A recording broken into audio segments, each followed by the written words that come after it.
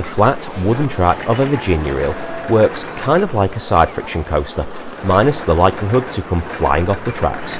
There are so many reasons to build a Virginia reel in RollerCoaster Tycoon, even if real life parks have long since given up on this over 100-year-old ride, and today I'm going to look at how and why they can be so effective in RollerCoaster Tycoon. The cars on this old school wooden coaster spin as they touch the side of the tracks. When you build one, you'll quickly notice there are no special track pieces, but they do have one piece of track which helps make Virginia reels such a good option when building a new coaster. One-tile turns allow for compact designs. They are also fairly cheap to build.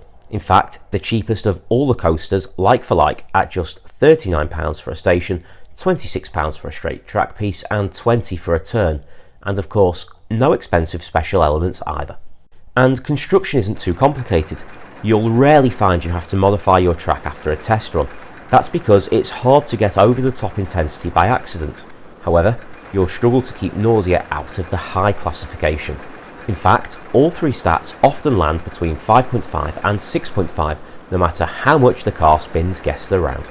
I find that to get above 6.5 for any of the key stats, you really need to have more drops, but that has a bigger impact on intensity and nausea than it does on excitement.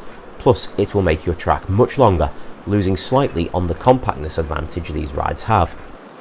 I did mention that it's hard to accidentally get high intensity on these rides, but if you do, just try adjusting the biggest drop of the ride. Chances are you're hitting the turns at too high a speed. The limited height of supports means you can't build too high though, or you'll either need to use natural hills or some landscaping to get drops over 60 feet. As we know, every track ride does have some minimum requirements you need to meet to avoid your stats being penalised. For a Virginia reel, it's quite simple. Your track must be at least 210 metres or 689 feet long, and you must have at least 2 drops. There are some great examples of good Virginia reels in the build menu: Crazy Nights, Texas Tubs and Wheelie Reel, which are all quite cheap to build. I often use Crazy Nights either with or without the scenery if I want a quick, cheap and compact coaster for a park, although I do sometimes extend the station to get more cars. The only scenario with a Virginia reel already in existence is Sprightly Park, which has halitosis, a ride that has lots of underground sections which look more like a barn building. In real life they are quite old rides, hence their appearance in Sprightly Park. They first appeared in the early 1900s, and the last one closed at Blackpool Pleasure Beach, England in the 1980s. A similar ride, Tyrolean Tubs, does exist at a children's park in Great Yarmouth, England, but it is much more of a kids ride than a roller coaster.